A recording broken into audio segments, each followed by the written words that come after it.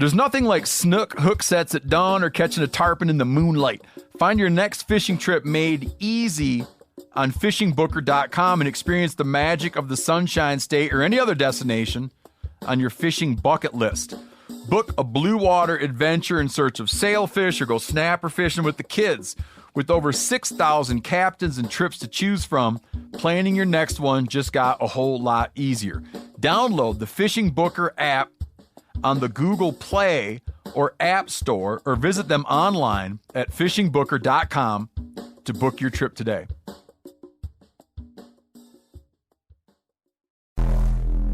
Welcome to the Wired to Hunt podcast, home of the modern whitetail hunter. And now, your host, Mark Kenyon. Welcome to the Wired to Hunt podcast. I'm your host, Mark Kenyon, and this week on the show, I'm joined by the one and only Bill Winke to dive into how his approach to hunting the whitetail rut has evolved in recent years.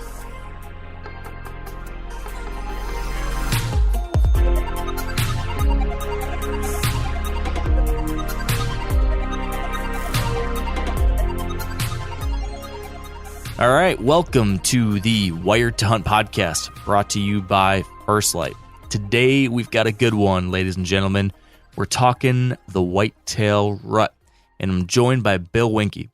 Most of you, I would assume, know who Bill Winke is. He was the founder and the host of Midwest Whitetail, a little show that has been on the air for many a year now, wildly successful.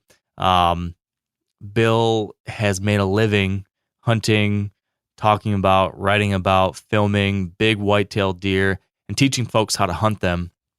And he's recently now kind of taken a step away from it. He's gotten away from the media side of things, and he's hunting new country in new ways.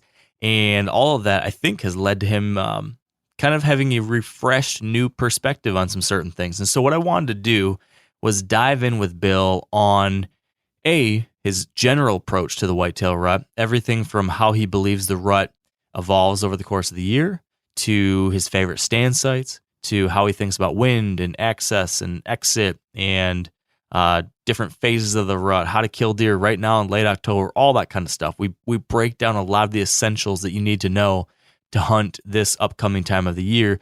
But I also want to dive into how things have changed for him, how he views things differently maybe now than he used to, what he does differently now than he used to.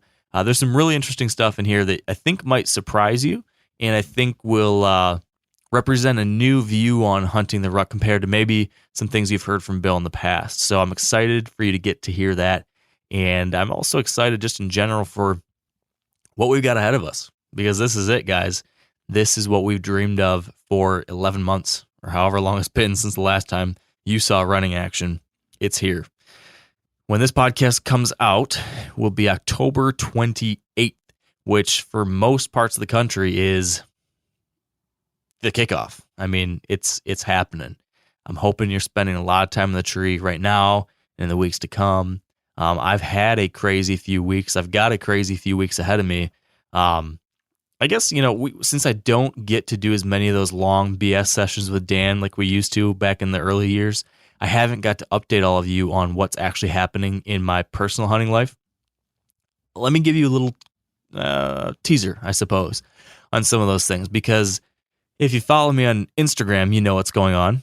It's at Wired to Hunt. But if not, you might be in the dark, and it's worth noting there has been a lot going on, and I will be doing full podcasts on some of these trips that I've been going on, but I'm not going to run those until later in the year. I want to make sure we spend the hunting season period giving you guys helpful information, stuff that's going to help you hunt right now. I don't think, maybe I'm wrong, but I don't think you want to hear me jaw about a story when you're just trying to figure out how to kill a deer tomorrow or next week. So I want to try to stay focused on that how-to stuff now. And then once we get past at least the heart of the season, then I'll fill you guys in on all the details of how these trips went. But a couple headliners, I guess. Number one, you might have heard that I was hunting in Washington, D.C. We were hunting the suburbs of D.C., actually, over in Virginia, back in early October. And this is part of that series that I described. I think it was last week or 2 weeks ago I described this new project I'm undertaking in which we're traveling the country, meeting with different experts in whitetail hunting with very unique styles and approaches, and in very different, unique regions.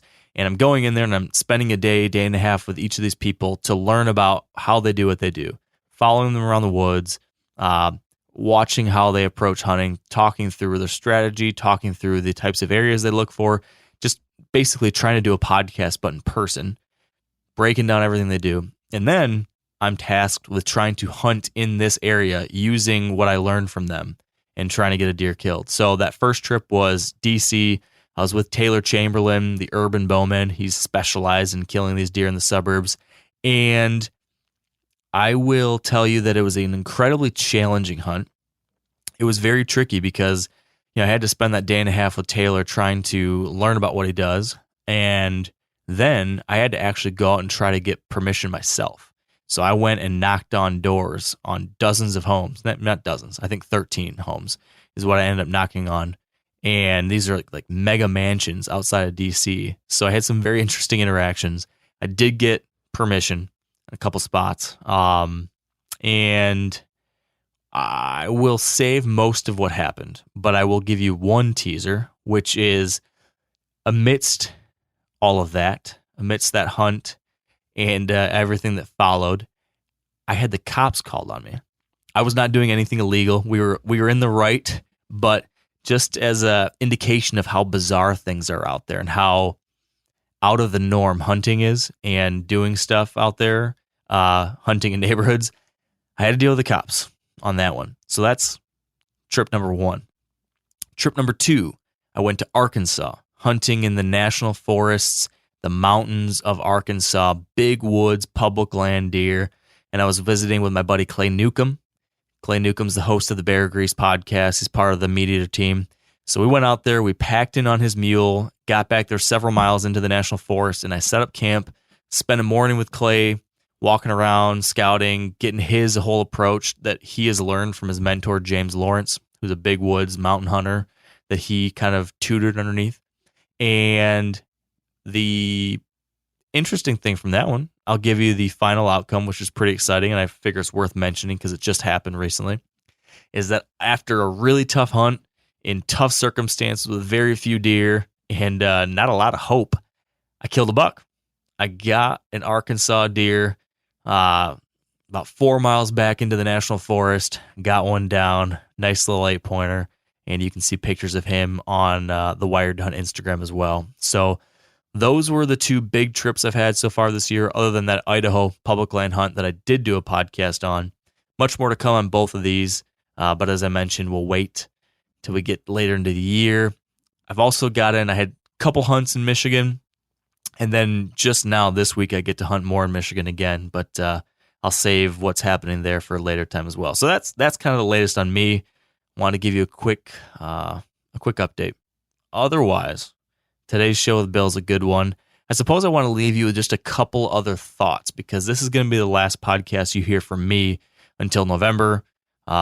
We've got an episode with Tony Peterson lined up again for next week, so you're not going to hear from me at least until almost the middle of the month. So I want to leave you with some parting words, a few things to think about before we get into Bill's additional rut hunting insight. I think the big thing I want to remind you all of, and this is something that we've talked a lot about over the years, but it's the fact that the rut is this wild roller coaster of emotion for a lot of people, right? There's the X's of O's.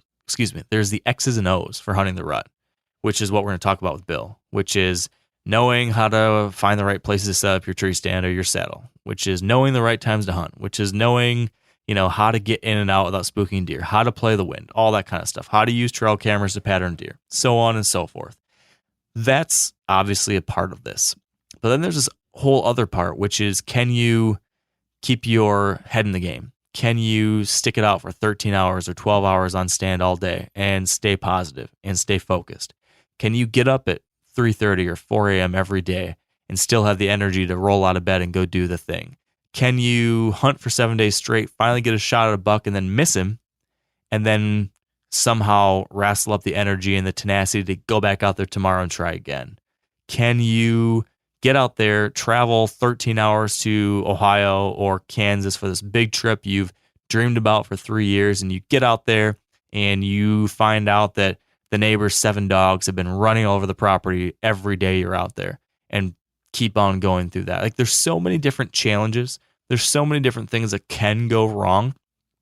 And you've built up all of this excitement and anticipation, and you have such expectations for the rut that those two things, when they collide, when adversity and expectation collides, it can be tough. It can be tough. And what I have learned over the years has maybe could be distilled down to two big things. Because you've heard me in the past kind of go on and on about these things in different episodes, right? I think the two things that have helped me the most are this. Number one, as hard as this is to do sometimes, try to remember to enjoy and find your joy in the process, not the end result. Because there's a whole lot of things that can happen that are outside of our control that might be part of what determines if we actually fill a tag, if we actually kill a deer, if we actually kill that big giant buck, whatever it might be. That's not ultimately 100% within our control.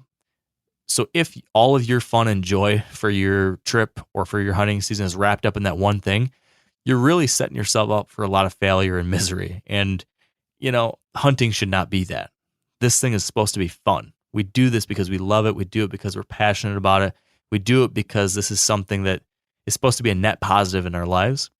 If we only focus on the end result, it won't be. So you got to remember to enjoy the present, enjoy each step along the way, enjoy those early mornings, and try to have fun along the way. And if you lose that fun, if you're doing something and you get to the point you realize, you know what, this isn't fun anymore, well, then maybe you got to take a step back. Maybe you do need a break.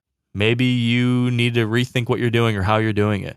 At least for me, that's where I've ended up. It might be my phase of my life, might be, some of the experiences I've had, but I'm at the point now where filling a tag and being miserable isn't worth it.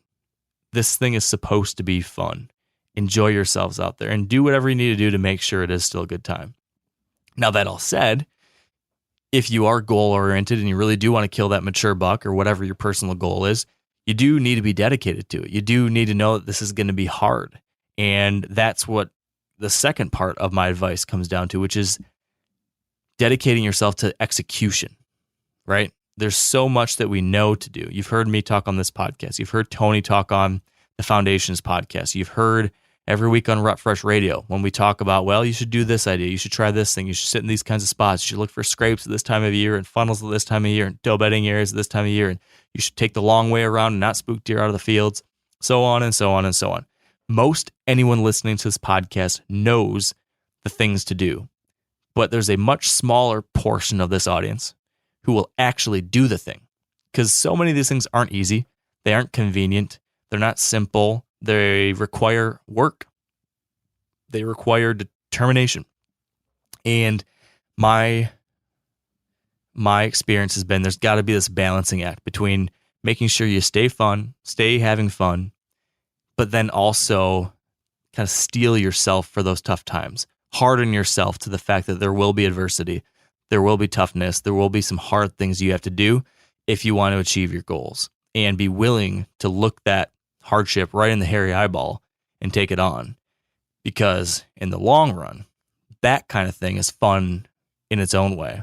Pushing through tough times is a whole lot of fun if you can do it and you can get to the other side. So enjoy yourselves, find joy in the process, but be ready and prepared to handle the tough times, push through them, work hard, and execute on the stuff you know you got to do. If you can do those two things, if you can balance those two sides of what the rut requires, you can achieve your goals and have a whole hell of a lot of fun along the way. And that is what I'm hoping for each and every one of you. I'm hoping and wishing and crossing my fingers that you guys have an unbelievable whitetail rut. I know you've been working hard. I know you've been looking forward to this. I have too.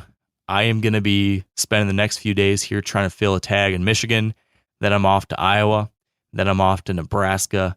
And hope I'll bring back some great stories and a few lessons learned along the way as well. So thank you all for tuning into the Wired Hunt podcast, and let's go enjoy ourselves.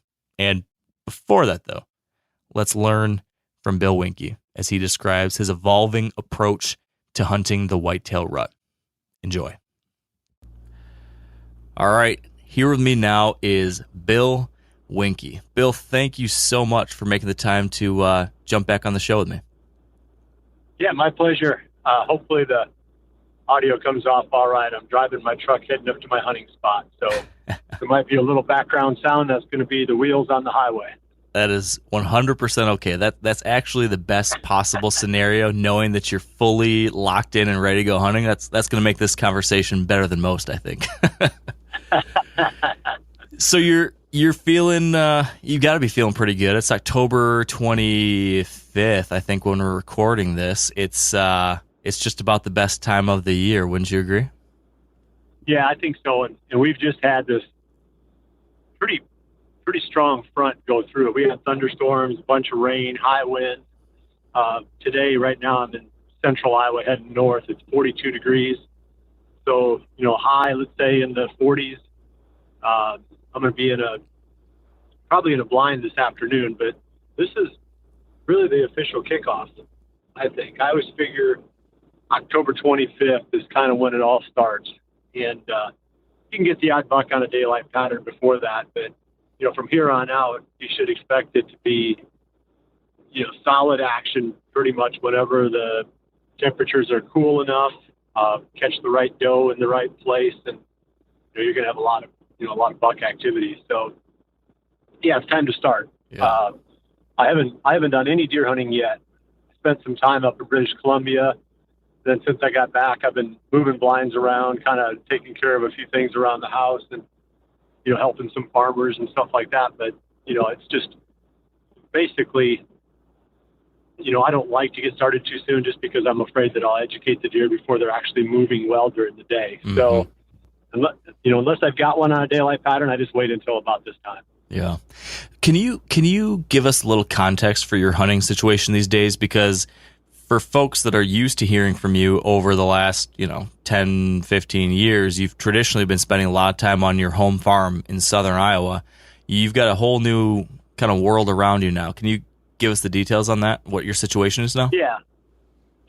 We sold that back in the summer of 2020. So it would have been the summer before this past one. Last year was my first year hunting someplace other than our farm for 18 seasons. So I think I hunted 18 seasons on our farm in southern Iowa. And then last year was my first time kind of back out into the real world, so to speak. But it's still not the real world. I mean, I've got really good places to hunt. The area where I'm going to right now is where I hunted last year, and this is where I grew up. And I'm fourth generation on both sides of my family in that area. So as far as knowing people, knowing places to hunt, I've got a good running start there. It's not like I went out and had to start completely from scratch. But you have to learn a new property. But that style of hunting up in northeast Iowa and the bluff country is pretty straightforward. People think that it's challenging, but it's really not, because the deer utilize that terrain in a really predictable way. So as long as there's good, solid, mature bucks around, you can usually figure out pretty quick how they're moving through that country. So it's, I hit the ground running, I guess. I don't feel like I've got a lot of catching up to do. In fact, I think this is actually easier than where I used to hunt down there in southern Iowa, where you had a little bit more random movement. So I know last year you, at least correct me if I'm wrong on this, but as I understand it, you sold your farm and you were planning on buying new ground up in this new part of the state, but that didn't work out. So you leased something. Are you still hunting that same lease, or do you have new spots? What's that situation? Yep, still hunting that lease. It was a piece of ground I tried to buy, and the fellow didn't want to sell it. And, I figured if I leased it, then, at least I'd still have a chip in the game in case he changed his mind. But, I don't see him changing his mind. I've worked on him pretty hard, and he's a pretty definite no. But it's good hunting. It's a really pretty area, and it's an area that I hunted when I was a kid. So that kind of going back full circle is pretty fun for me. Going back to hunt spots that I hunted 30 years ago, and the land ownership has changed almost universally. There's almost none of the same people owning the same properties in that neighborhood as it was 30 years ago. But, they're still people that I know. They're just different people. Yeah. And in that situation with the lease, do you have the ability to make any land improvements? Have you done food plots, or is this a kind of hands off, just hunt and don't mess with the farmer's crops? What's that? Yeah, that's kind of it. And I'm sure that, if I wanted to spend the time and the money, the landowner wouldn't say don't do it. It's just, there's a limit to, what a guy can spend on the leased ground. I'd like it if he actually put the food plots in, Yeah. but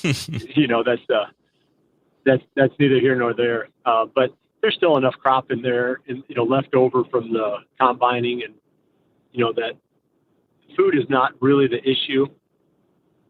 Being able to concentrate the deer isn't even really the issue either, because, like I said, the terrain is so predictable. If I owned it, I would set it up a little bit differently, and it would be probably even easier yet to hunt. But it's pretty straightforward. I'm not saying that I'm going to go in there and knock over a great big giant buck right away. That's not necessarily the case. But as far as like figuring out how to set up and what these deer are going to be doing, I don't have any don't have any problems there, because, again, like I said, I grew up doing this, and this is kind of in my history.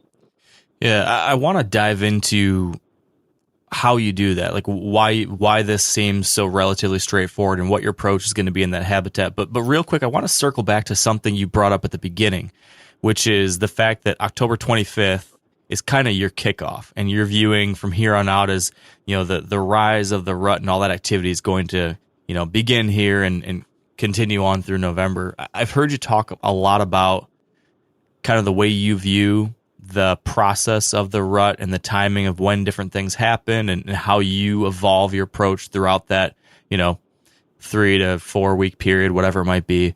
Can you just walk us through the timeline that kind of how you place the rut on the timeline? If it kicks off around October 25th, could you just walk us through how things change, when you see them changing, and what that means to you as a hunter as we go from now till whenever you view the end being?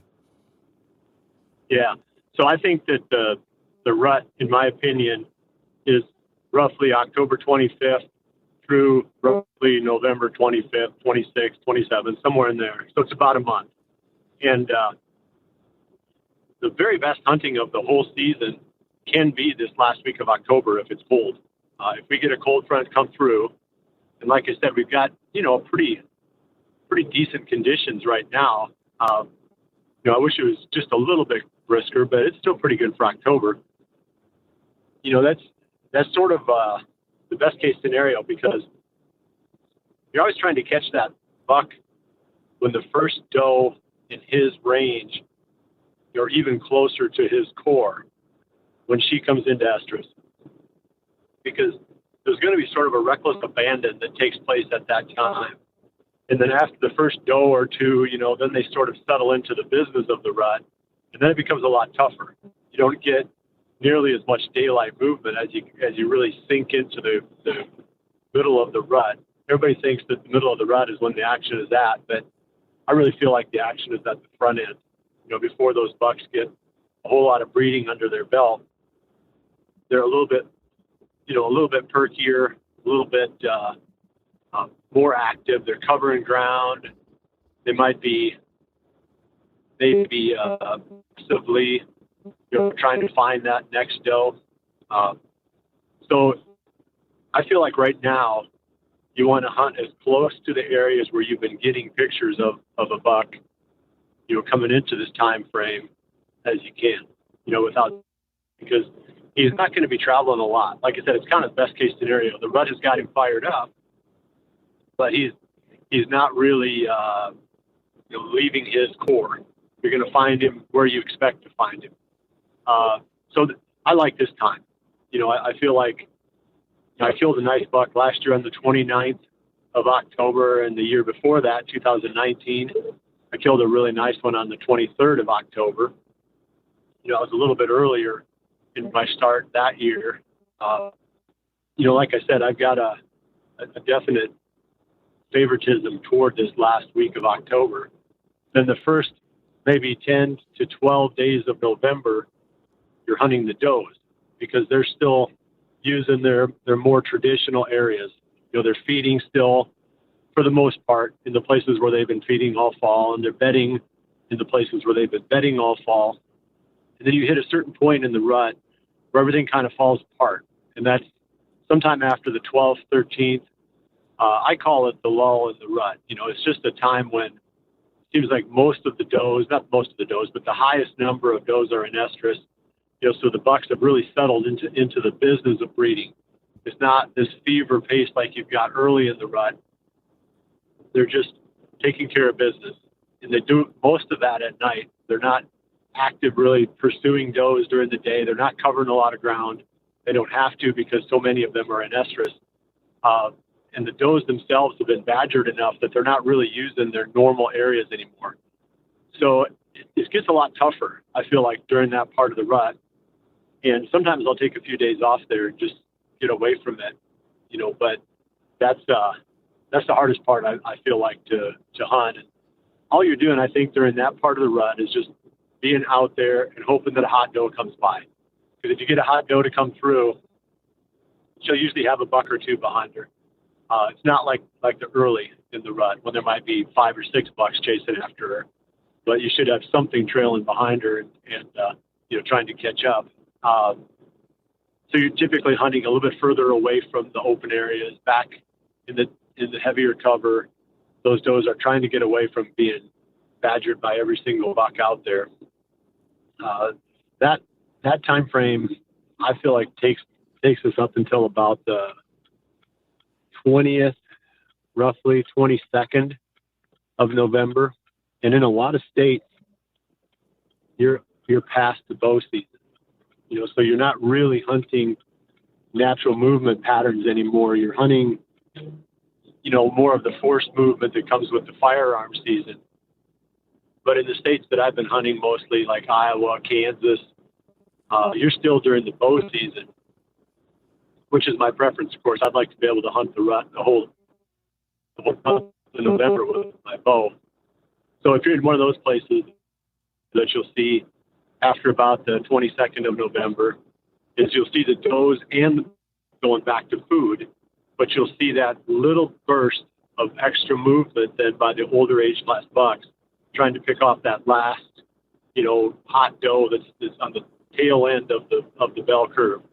So if you think of, the number of does in estrus as a bell shape, early in the rut, there's not very many. Then in the middle of the rut, which is roughly about November 15th in most parts of the country, that's when the highest number are in estrus.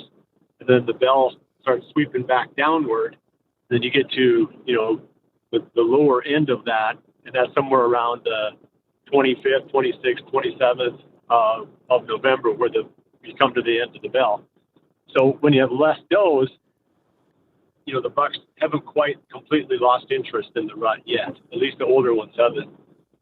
And you'll still see them just maybe a second wave of natural movement during that last part of the rut. And that's mostly around food. You can still do well in the mornings, getting around bedding areas, but it seems like the bulk of the action is in the last part of November is back around food again in the evenings. So hopefully I didn't throw too much at you, but I've just seen that.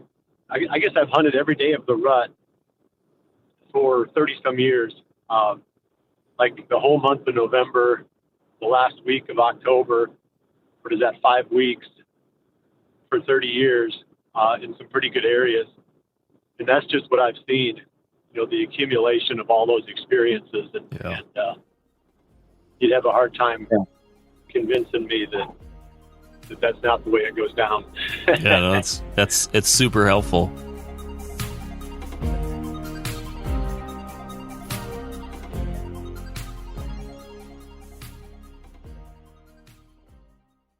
Now, a lot of you guys are familiar with the old hunting tradition of eating, some organ, the heart or a chunk of liver off the first animal you kill. I had that when I was a little kid, and it was a big deal.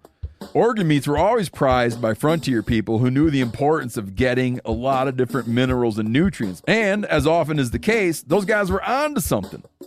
because organs are among the most nutrient-rich foods on the planet. And you can get the same benefits your ancestors craved via convenient daily capsules from Heart and Soil, made exclusively from regeneratively raised, grass-fed, and finished cattle.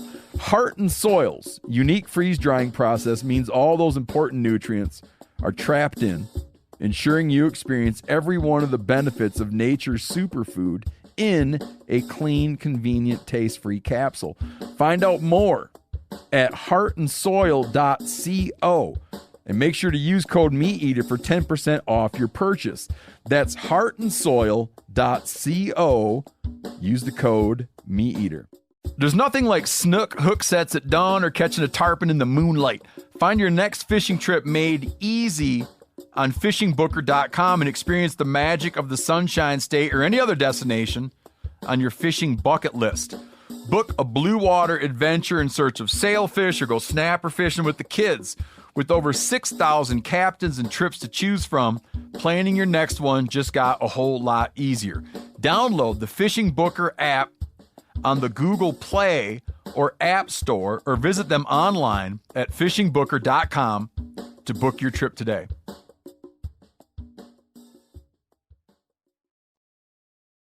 I want to rewind now. So if we ended there at the end of November. Let's rewind back to the end of October, which is where we are right now. You mentioned that last year you killed one on the 29th, and the year before you killed it on the 23rd. Tonight you're heading in. It's the 25th. You're probably going to kill one tonight. And when this podcast drops will be the 28th. So people listening on the day it comes out, we're right at the tail end of October. So I think it's worth expanding a little bit on this, just because people will be, ready to put this into action right away. Can you just dive in a little bit more specifically those last days of October?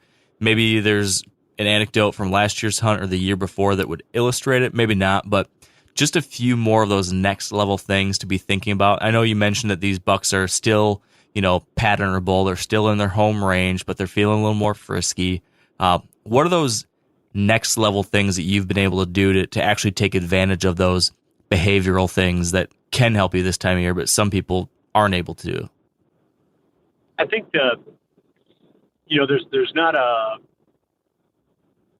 big difference in the way that you hunt the last week of October versus the first week of November. You might just be a little bit more aggressive once you get into November, but I still go up on the ridges in the mornings and hunt near the bedding areas. I might not, like I said, dive quite as deep as what I would a week later, because I always feel like, push comes to shove on an average year, normal conditions, normal weather, November 7th is pretty hard to beat. So I'm always trying to, sort of build up to that time frame. So I want to make sure that I don't hunt all of my best spots too hard too soon, because I want to make sure I've got some places to fall back on, during that time when I think, a lot of the bucks are going to be on their feet. That last hard push before the majority of the does or a high percentage of the does are into estrus. So I'm still in late October. I'm hunting around the food in the evenings. I think you can't go wrong there. And I'm hunting closer to the bedding areas. And you don't have to know exactly where the buck is bedding. I'm sure it would be beneficial, but right now he's covering some ground. He's not getting back, and he may not even go back to his bedding area. He may have 5 different bedding areas. They're not that predictable. So it's not as if, you're programming a computer and you're going to come up with the same answer every time. They do a lot of stuff that's still a little bit unpredictable, even once you know where they live. So just be back in there in places that make sense from a huntability standpoint, places where you're not going to bump anything on the way in and out. The wind is completely in your favor while you're on stand. Don't take any real risks the last week of October, and just rely on the fact that they're feeling their oats a little bit, and they're gonna be moving more. You don't have to go to them as much as you have to be in their core, someplace that's favorable to you. but you would hunt the buck's core more. As you get into November, you might spread out a little bit more and hunt, like doe concentration areas. But if you know where there's a buck living, hunt around that spot. And I guess that's the main thing I would say for October is, he's still around there someplace. He hasn't kind of given up his early fall patterns yet. Yeah. Well, let me throw you my strange situation. And I'm just curious. I think I know what you'll say, but I'm curious if you've got any different thoughts than what I have. I have a set of trips coming up that are going to send me out of state for almost the entire month of November. So that leaves me just this week, so the last week of October, to try to kill one of my target bucks on my local spots. So if you only had this last week of October, is the entirety of your rut-related hunts in your, let's say this, a spot that you're going to hunt a bunch, or the spot that you would like to hunt a bunch typically, would you do anything different than what you just described, other than just being more aggressive? Yeah, be more aggressive. I would get to where you think he's living quicker. I'm going to ease in. Like this evening, I'm going to be on the fringe. Tomorrow morning, I'll probably do this evening is I'll go into one of my redneck blinds. I moved some trailer blinds around a few days ago. I'll probably go into one of them this evening and then just take my sleeping bag and sleep in there tonight. Get up tomorrow. That way I don't have to bump any deer leaving. I don't have anybody to drive in and run the deer off from the spot where I'm going to be hunting. So I don't want to walk out of there or, even climb down and get onto a four-wheeler and spook those deer back in that area. He could come out there. It's basically on the edge of a cornfield right below the ridge where I think this deer mostly lives. So he could be there tonight. And I certainly don't want to run the risk of educating any deer on the way out. So I'll sleep in the blind tonight, hunt it tomorrow morning, even though it's not an ideal morning spot. And then I may do the same thing for a couple more days in other parts of that same cornfield below that ridge. Just kind of bounce around a little bit on the fringe, not really getting in there. But then, toward the end of this week, I'm going to be up on that ridge where I think he's living. And I may go in there for an afternoon hunt, set the stand up, and I've got a little system I brought with me. I don't know if it's going to work or not yet. I haven't quite decided, but I've got a warm sleeping bag and a little bivy sack. It's basically, a super lightweight bag that goes over the top of my sleeping bag. I'm just going to carry that in for the afternoon hunt, and then, at the end of legal shooting time, just climb down to the ground and sleep at the base of the tree. Nice. And once again, so we'll see. Like I said, in theory, it all sounds good, but if it's 25 degrees and I'm, curled up at the base of the tree, that might not be very much fun. But the idea, of course, is not to spook this deer coming and going. So if you're going to be aggressive, you have to be cautiously aggressive, if that makes sense. And that means that you can't take risks with your entry and exit. But you can go in there where that deer lives if he doesn't know you're coming and going. So that's what I would say is, just be aggressive and go to where you think he's living as long as you can get away with it. But if you don't think you can get away with it, then it's not worth it. It's not worth a foolish risk at any point in the season. But, kind of a well-considered, I'm playing the risk-reward game here and it seems to fall my way. I'd say you be aggressive then, because you don't have to save it for, November 7th. Yeah. You can play all your cards right away. Yep. No downside other than using up those 6-7 days I have and then wait till next year. So yeah. It's too bad that you can't. I'm sure you've got some fun hunts lined up. Yeah. It's too bad you can't put it all together on your local spot there for longer. Yeah, it's going to be a different kind of year. I'm used to getting some quality time chasing some of these deer I know well. So hopefully can pull it off early. But if not, it'll make for a good longer story that continues into next year, and we'll learn some stuff. Yeah. You mentioned that you're going to sleep in your blind your redneck blind maybe tonight, and you mentioned sleeping at the base of a tree once you get later into the week. I mean, that's some hardcore, you're really dedicated to these access and exit kind of situations and making sure you're not spooking these deer. I was going to ask if you get more lax with your access during the rut. It sounds like that's not the case. Can you speak to just in general how you feel about entry and exit during the rut and how you think about it differently? Are there things you do different this time of year? Do you allow yourself to cut some corners or be a little bit riskier with it because you know it's the rut and you have to try things? What's your take on all that? I think you can be more aggressive if you're hunting pure travel routes. If you're hunting endpoints, where the deer kind of pool up, like I say a bedding area is an endpoint and a feeding area is an endpoint, but there are spots in between, like maybe there's a ditch funnel, where the deer go up around a ditch when they're walking, just cruising back and forth between bedding areas, or they're going from a bedding area to a feeding area or whatever. Those kind of spots, because the deer aren't necessarily going to be there when you're going in and out. In theory, at least, you're going in before they've traveled through, and you're going out after they've traveled through on an afternoon hunt, and vice versa in the morning. You can come and go a little bit more freely, but when you're hunting near those endpoints, and again, I'm talking feeding areas and bedding areas, you have to be super careful, because if you educate the deer in those places, then the whole system breaks down, because then they're more cautious and they're not moving naturally anymore, and you're not going to have nearly as much daylight activity in those areas. So that's kind of my sense. I don't get riskier during the rut. I don't take more chances. I hunt super cautious through the whole season. I'm just being a little bit more hardcore now because I don't have a cameraman. There's nobody that's going to be laying there saying, how come we're out here again? Yeah.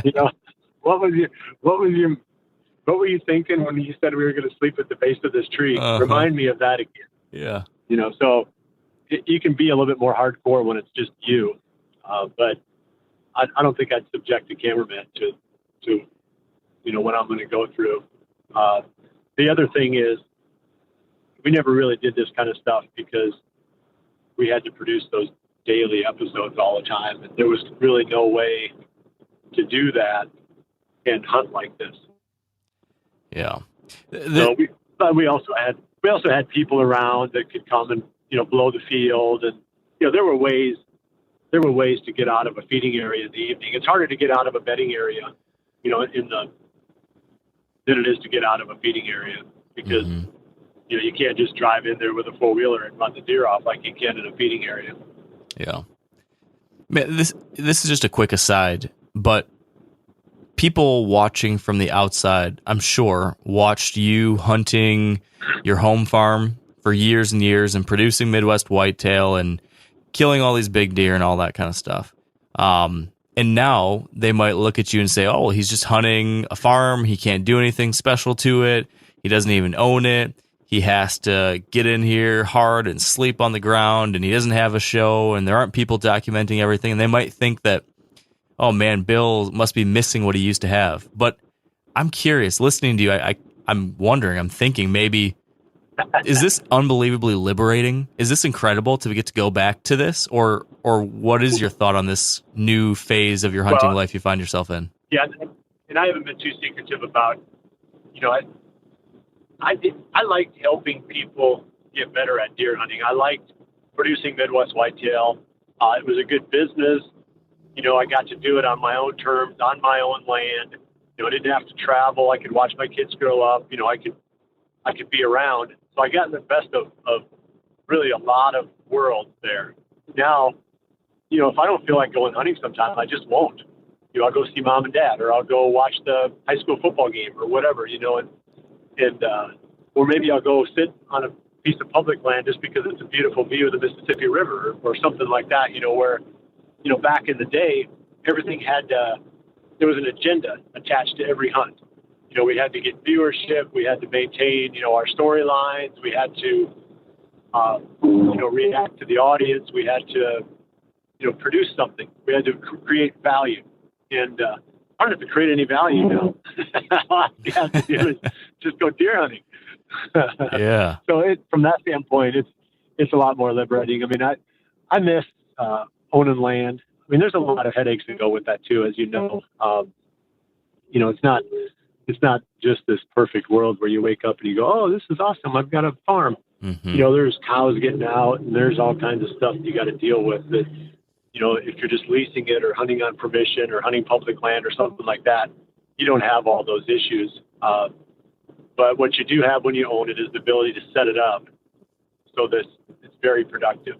And I do miss that. And I do miss sitting in a tree and looking around and saying, well, if I cut down, these 12 trees over here in this corner, I have another, brushy spot for the deer to bed in or whatever. I mean, you're always thinking when you're hunting about your management projects.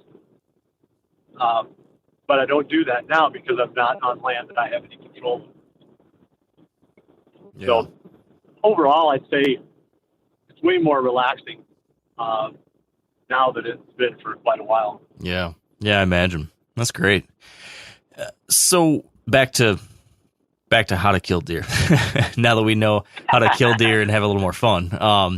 Back to the hows of the hunting part. You have been writing about hunting the rut and talking about hunting the rut longer than almost anyone these days. I feel like I've been doing it for a lifetime, and I have been not nearly as long as I've been doing as you have. So what I'm curious about is this.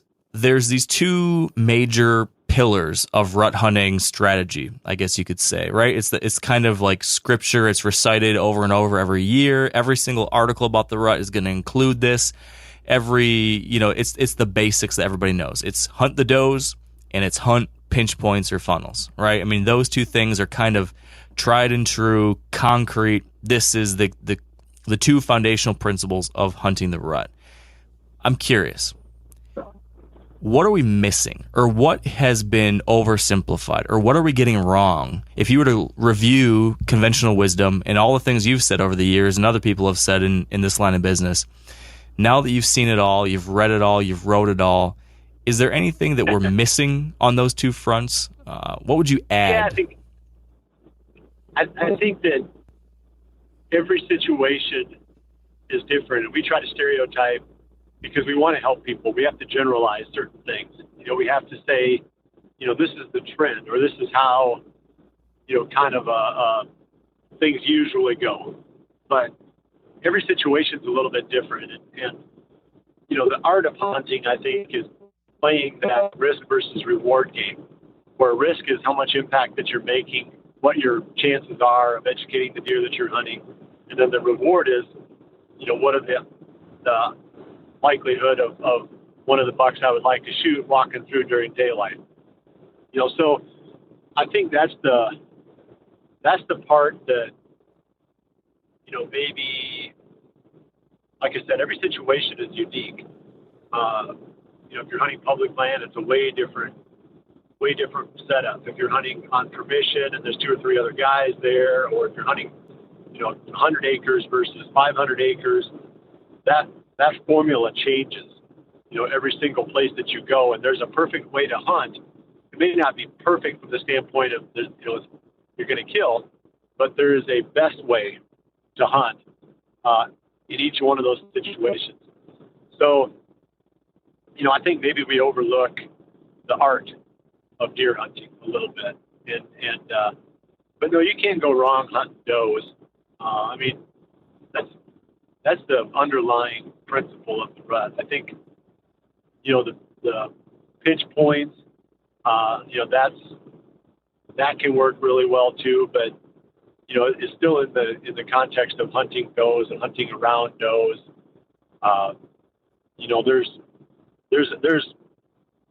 The rut isn't very complicated. There's not a whole lot that you have to do really well, but, you can't let the deer know that you're hunting them, and you got to hunt ideally, close to does. So I don't know. I think sometimes we try to make it more complicated because we have to sell articles. We have to try to get people, interested in some new philosophy.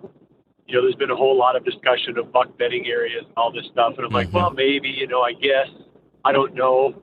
I've hunted a long time, and I've never really felt like I had to know where they bed. I need to know which part of the property that I'm hunting they live in. But, I feel like they've got options. They might have 2 or 3 different places where they bed. I just need to know, how I can hunt their general area without them knowing that I'm there. That's the art. Is there anything when it comes to that art that you have had to change in recent years? Is there any way that your thinking or approach to that side of things has evolved recently? Because you've had a lot of time to fine tune this. I got to believe, even though you've been killing deer for decades now successfully, that you must be better now than you were, obviously. What stands out? I think you eliminate all risk.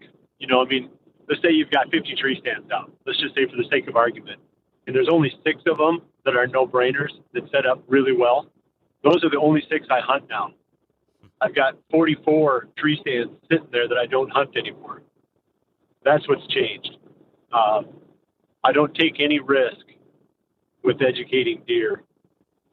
And again, that kind of goes back, though, to the places that I hunt. If I was hunting more places where there was competition with other hunters, I would probably have to be more aggressive. But, you've got this spot. I know you've got one. Maybe you've got 5 of them. Like, man, I just love hunting there, but I know that when I go in there, I'm going to bust something coming out. But I just can't help myself. I'm going to go in there anyway. Yeah. Don't hunt that spot. Find a different way, a different creative way to hunt it. Put a blind in there and sleep in the blind. Do something else, but don't bump those deer. You think that it doesn't create that much damage, but it does. That's the reason that we aren't consistently successful, is because the deer know that we're hunting them. It's not because they're smart. They really aren't smart. They're just really good at knowing when you're there and when you've been there. And then they're nocturnal. And with a bow hunting natural movement, a nocturnal buck is your enemy. So that's what I think maybe that's what's happened to me over the past 10 years that I wouldn't have thought about earlier, is I would have hunted all 50 of those spots and just taken my lumps. Now, the amount of sanctuary in the properties that I hunt is massive. Let's say I'm hunting a 500-acre area, 350 of it I never go into, just because there's no easy way to hunt it without bumping something.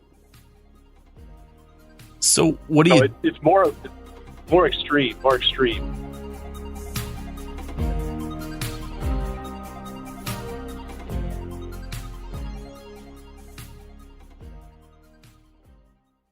Now, a lot of you guys are familiar with the old hunting tradition of eating, some organ, the heart or a chunk of liver off the first animal you kill. I had that when I was a little kid, and it was a big deal. Organ meats were always prized by frontier people who knew the importance of getting a lot of different minerals and nutrients. And as often is the case, those guys were onto something, because organs are among the most nutrient-rich foods on the planet. And you can get the same benefits your ancestors craved via convenient daily capsules from Heart and Soil, made exclusively from regeneratively raised, grass-fed, and finished cattle. Heart and Soil's unique freeze-drying process means all those important nutrients are trapped in, ensuring you experience every one of the benefits of nature's superfood in a clean, convenient, taste-free capsule. Find out more at heartandsoil.co. And make sure to use code MeatEater for 10% off your purchase. That's heartandsoil.co. Use the code MeatEater. There's nothing like snook hook sets at dawn or catching a tarpon in the moonlight. Find your next fishing trip made easy on fishingbooker.com and experience the magic of the Sunshine State or any other destination on your fishing bucket list. Book a blue water adventure in search of sailfish or go snapper fishing with the kids. With over 6,000 captains and trips to choose from, planning your next one just got a whole lot easier. Download the Fishing Booker app on the Google Play or App Store, or visit them online at fishingbooker.com to book your trip today.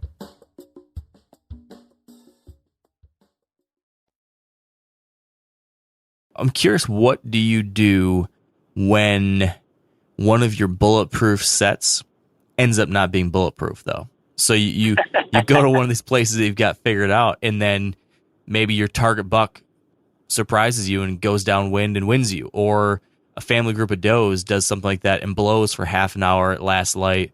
What do you do when they figure you out and now you have to react to that?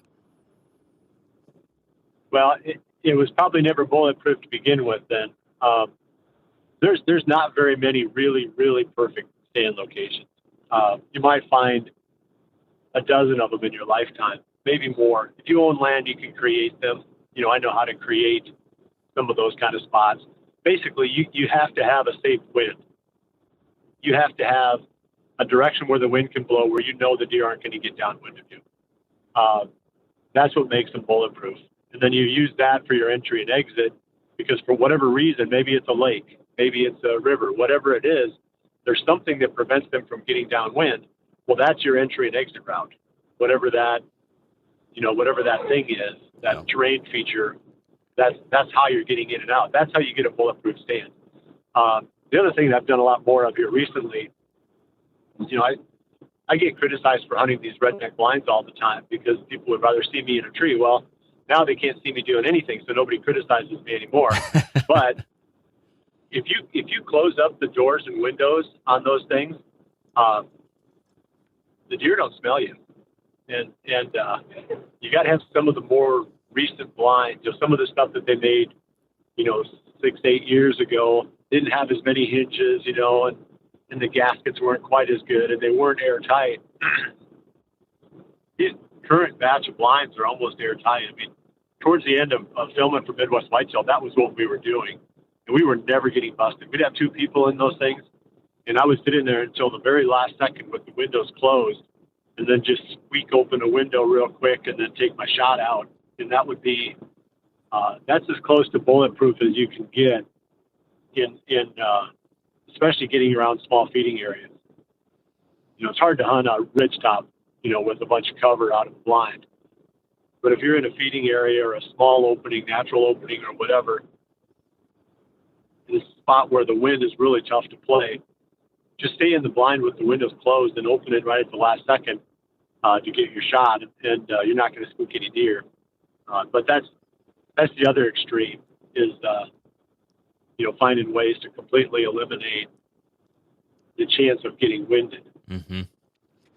So speaking of these, potentially bulletproof sets, it brings to mind for me, or at least when you're talking through this, I'm starting to envision different places like that I've seen, or I'm starting to kind of draw up ideal scenarios in my head, which makes me want to hear from you. Could you maybe either imagine a couple of these ideal sets, or could you describe a handful of these that you have yourself hunted in detail? Like I'm talking a perfect rut hunting stand site. I'd love to hear what the terrain and habitat features around it that make it so good. I'd love to hear about how you have the access plan that makes it so good. I'd love to hear about what the wind situation that makes it bulletproof, how high in the tree, what kind of tree, whatever it is like that. I'd really be interested if you can think of 2 or 3 examples like this. I think it would really help people to visualize and put something like this into action themselves. Do you have anything that comes to mind? Yeah.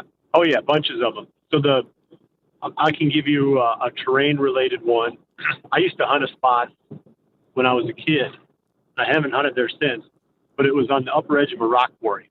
And some of this bluff country, there's limestone in the bedrock, and they'll eat away at it from the bottom, and create these big, I don't know what you call them, craters in the side of the ridge where they've taken out the stone and ground it up, made gravel out of it. Well, that's a sharp drop off. That's like a cliff that creates a funnel for one thing. You know, now the deer that are traveling that side of the slope, they have to go up around that quarry because they can't go through the quarry because it's just a sheer drop off. So they go up around it.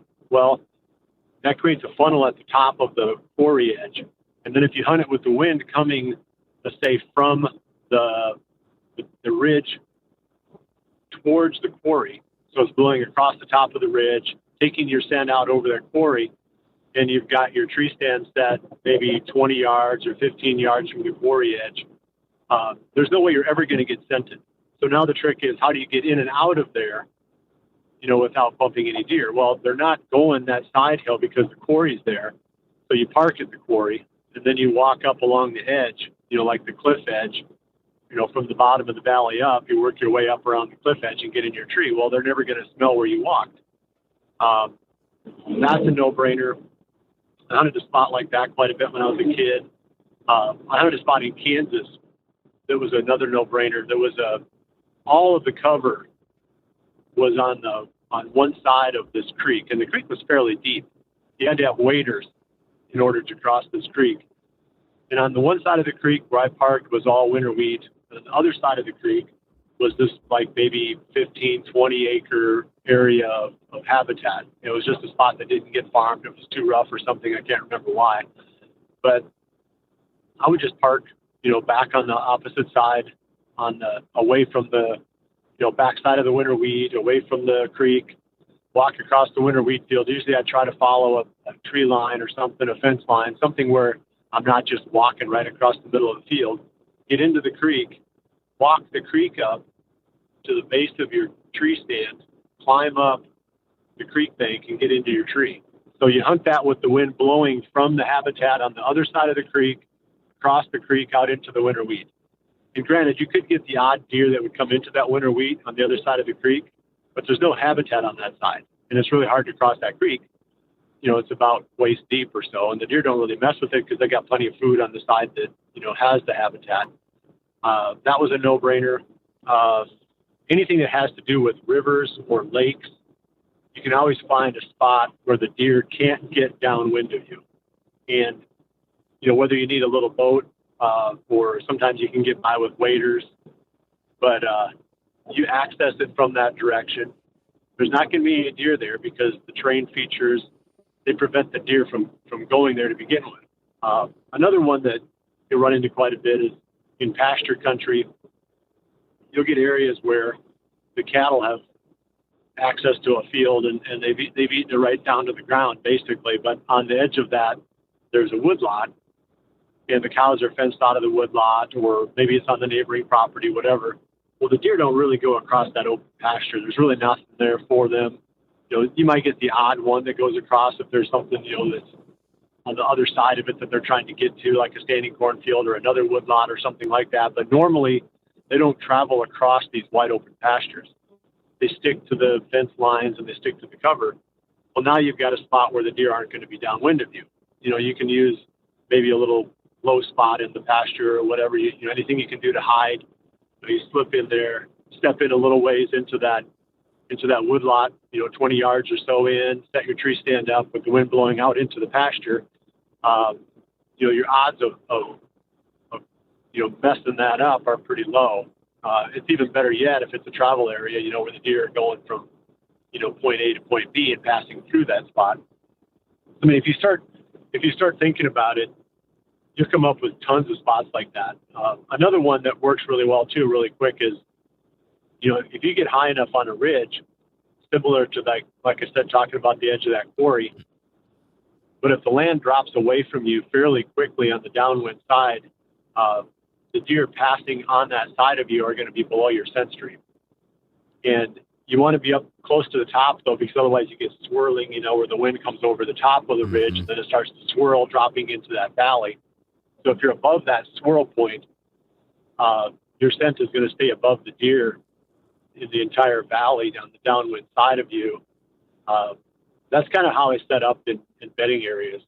I try to get situations like that on these ridgetop bedding areas, because then I can approach it into the wind, get into my tree on the downwind edge of the ridge, And then any deer that travels, through there, even if they're, a little bit downwind of me, they're not going to pick up my scent.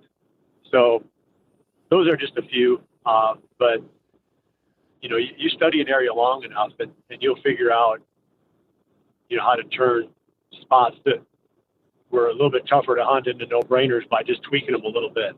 Yeah. On that example, that last one related to ridges, I think this is a good time to dig a little bit more into that specific terrain feature, because so many places across the country have some version of a ridge that deer use in relatively predictable ways. And I know that you mentioned in this new area you're hunting, and that's kind of the name of the game, and you described it as pretty straightforward. Can you elaborate a little bit more on how you're setting up? Number one, how do you believe these deer are using those ridges?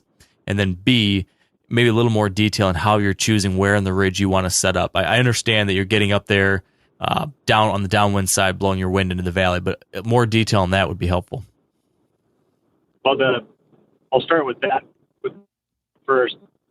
Whenever possible, try to find there's a little, I guess it's a little valley or a little hollow or draw leading up the ridge, leading up the side of the ridge. It'll go around the tops of those little draws.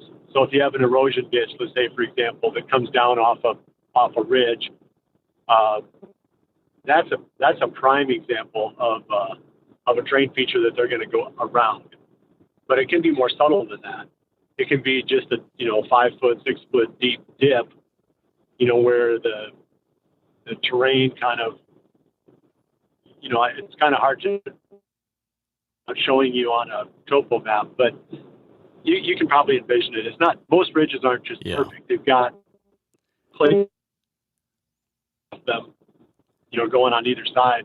So I usually go up the draw and then set up at the top of that draw, because then you get a little bit of a bottleneck effect at the top, because the deer are going to, like I said, tend to follow that contour around, and then you get to keep a little bit more out of sight coming and going because you're down in that little draw. In places where you don't have those draws, really what you're doing is playing a trade-off with how far out toward the end of the point that you want to go, because the density of bedding seems to get higher the further toward the end of the ridge that you get, like the point. And sometimes you'll have ridges, I guess, that don't have points. They're just like long ridges that run along the side of a creek or something like that. But normally they go out to a point. It's because they're valley that adjoins, the one that overlooks, that the ridge overlooks. Normally they go out to a point, and that's where the key bedding area is. Deer will bed all along the ridge, but they really do like to favor that very end, because then they can see in every direction. They don't really have stuff that sneaks up on them. They can smell what's behind them, and they can see everything that's out in front of them. So naturally, they like to get out on those points. So I don't like to set up right out on the point, because I feel like it's hard to get out of a morning stand if the deer are bedded close to you. And if you're going to try to hunt that spot in the afternoon for whatever reason, it's going to be super hard to get in there, because the deer are going to be there, already when you're trying to sneak in. So that's the other thing I would look at, is try to anticipate where the deer are actually going to be bedded. And I don't want to set up right on top of where they're going to be bedded. I would rather be a little ways off and let the movement, let the rut and the activity that takes place in those areas, move a buck within bow range, rather than running the risk of being right on top of the deer that are bedding there. Yeah, that makes sense. When thinking about a situation like this, like hunting a ridgeline or the head of a ditch that kind of funnels deer along as they cruise along that ridge, or any other terrain, pinch point, funnel, etc., a lot of times we envision those types of setups as being a spot where you wait for, opportunity. You wait for any buck that's going to come through there, or any buck of your age, target range, or whatever it is. It's not the kind of thing that you typically think about when trying to kill a specific buck. And really, I think that applies a lot of the time to the rut in general, right? When people think about the rut, folks claim that you can't pattern one. I'm curious if you have a thought on approaching the rut with a specific deer in mind. Do you do anything different? Can you pattern a deer in any kind of way during the rut, or is it kind of hoping and praying? No, I think you can. I think that they may not be quite as predictable, but they're still going to be staying somewhere near their typical core. Like wherever you found them in the middle of October, they're going to be in that general area. Some of them will just take off. There are the odd buck that will leave and go a mile away or whatever, 2 miles away. You hear those stories all the time, but that's not been really my experience in general. The bucks usually don't just take off and leave. They may expand their range a little bit, but more than anything, they're just tied up with does, and they're breeding does, and they're not really moving. So I don't feel like you can't kill them in their normal ranges, their normal, near their normal core. The spot where they spend most of their time in October is still the spot where you should be able to find them during the rut, just not quite as consistently because they're not there every day. That's probably the main difference. Is they might be on one end of their range for 2 days breeding a doe, and then on the other end of their range for 2 days breeding a doe.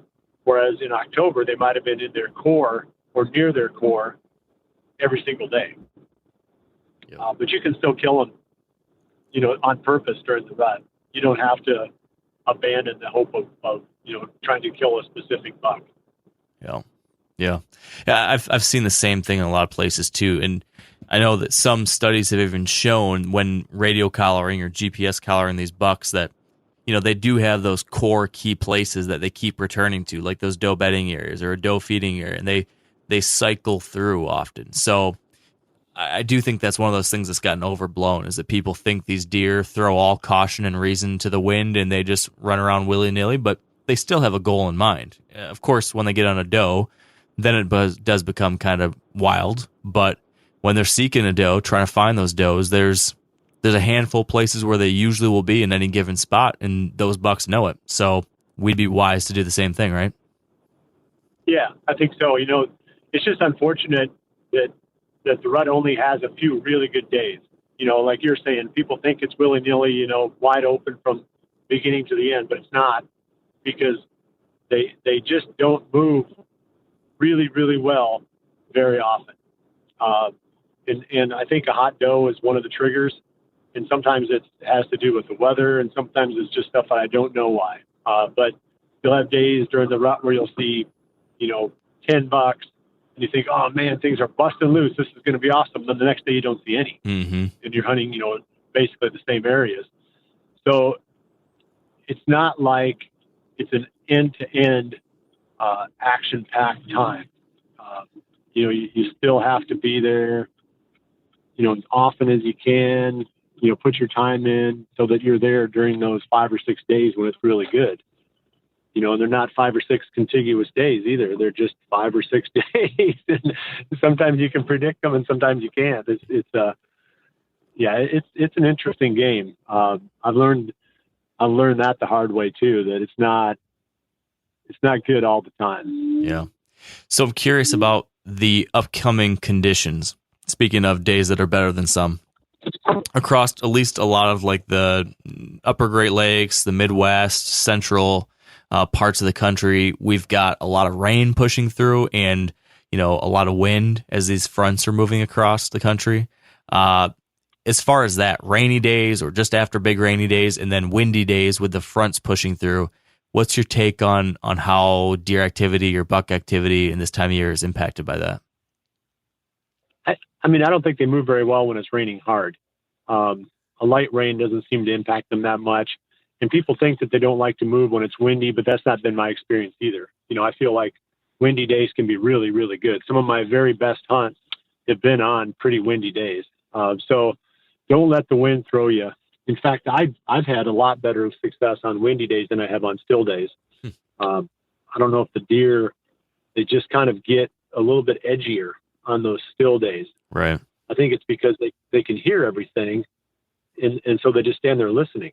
You know, like they'll hear a vehicle on a gravel road 2 miles away, and they'll stop to listen. You know, where if the wind was blowing 15 miles an hour, they wouldn't hear that truck 100 yards away. Right. You know, because of the leaves, you know, the leaves rattling in the trees. So I feel like they're hypersensitive on still days, and they don't travel as well as they do on windy days. Yeah. It's just the opposite of what some people think there. Yeah, well, I'd say that's good news for folks across a lot of the country this week, at least, because that seems to be in the forecast. I know you've got to run here pretty quick because you've got a big hunt ahead of you, and I know that you've got high hopes for it. I do too. So I want to just wrap it up with one last kind of thought here, question. I've always thought that a lot of rut hunting success, of course, like the X's and O's matter. And spending out time out there, that matters a ton, of course.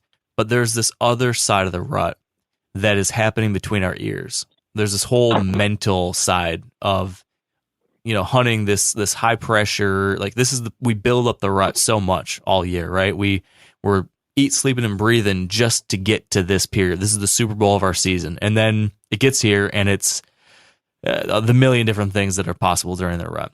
I'm curious for you, Bill. What do you view as maybe the greatest mental challenges we typically face during the rut? And how have you learned to overcome them? Or when I bring this topic up of the mental challenges of the rut, what comes to mind to you, and how have things evolved for you? I think the biggest challenge that we have is we treat it like a sprint and not a marathon. You know, we get into it and we're so excited, and we go to our best spots and we burn them out, and then we go to our next best spots and we burn them out. And, you know, we need to treat the rut, especially if you have enough days to hunt, you know, where you don't have to go for broke right away. You need to treat it as a marathon and not a sprint, because you'll have better success, you know, over the long haul by being patient and working your way in on the stuff that makes sense rather than just diving in on top of it right from the start. But other than that, you know, you can get worn down, but, you know, as hunters, we love this stuff. So it's not like when you get worn down, it's not the same as if you're, you know, going out and running 5 miles a day and you're like, I need a break from this. Right. It's more of a, you know, it's a different kind of worn down. It's not the kind of worn down that you're hoping to get away from. Yeah. It's the kind of worn down that you love. So I don't look at it and say, well, I've gotten burned out. I never get burned out on hunting the rut. It's just, you just have to be patient and not get too, you know, too crazy right off the bat, because you can ruin your season by being impatient. And that's just what I would caution people. Yeah. It's it's a marathon, not a sprint. Wise words, Bill. Well, I know you've got to get out there and hit the woods soon, so I want to let you get after it. Is there anything you want folks to keep an eye out from you, or is there any place people can still keep in touch with you or stay abreast of what you're up to these days that you want to share? I'll probably get back into media a little bit more again at some point. I'm taking a break, kind of hitting the reset button, but I mean, I do have the billwinke.com website going. I haven't got a whole lot of content on there. You know, I'm trying to, you know, pop in there once in a while and answer questions that people might have and that sort of thing. But, you know, for the most part, I'm just kind of flying under the radar, hitting the reset, and then kind of seeing, you know, where I come back to the surface again. You know, it is 30 some years of going as hard as I could go. Yeah. It's time to take a little break and reassess, you know, everything about it, not only just the business part of it, but even my own motivation and, you know, what about it that fires me up. So I'm not really doing a whole lot, which is fine with me right now, but I do have to get back to work. So it's not like I can go on forever like this. Yeah. Well, it sounds like a well-deserved rest, and I'm glad that you're enjoying it, Bill. I don't know if it's deserved, but it sure is nice. I bet. I'm jealous of all the trout fishing you've been doing in particular. I've seen that. Oh, yeah. Yeah, I've been... See, that was something I did growing up as a kid, too. I was a big-time trout fisherman. Not awesome at it, but I went all the time. You know, and just getting back to that, you know, and having fun, you know, getting that little tug on the end of the line is that's been good for me too. Yes. Well, if you're ever swinging through eastern Idaho or western Wyoming, you're welcome to go fish with me at my cabin out there any summer. You just let me know. Well, we might have to hit the Henry's Fork at some point then. Oh, man. The Henry's Fork is right. It's in my backyard. Well, let's go. We'll plan on it. It'll be, you tell me when it's best and I'll be there. All right. Let's talk soon, Bill. Good luck tonight and the rest of your rut. Yeah, sounds good. You too. Thank you. All right. That's it. Hope you enjoyed this one. Thank you for tuning in. We'll keep this short and sweet. Get out there, get your butt in a tree or a ground blind or a patch of weeds, whatever it is. Get outside, chase those deer, and have a good time. Execute, but have a good time. And until next time, stay wired to hunt.